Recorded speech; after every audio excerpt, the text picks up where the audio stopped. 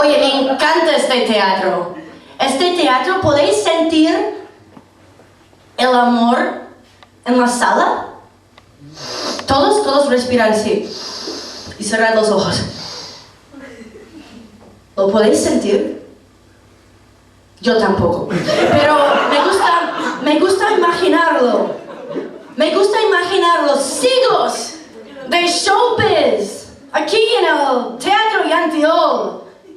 Siglos de gente intentando entretener, fallando, fracasando patéticamente, siglo tras siglo tras siglo, cagando detrás.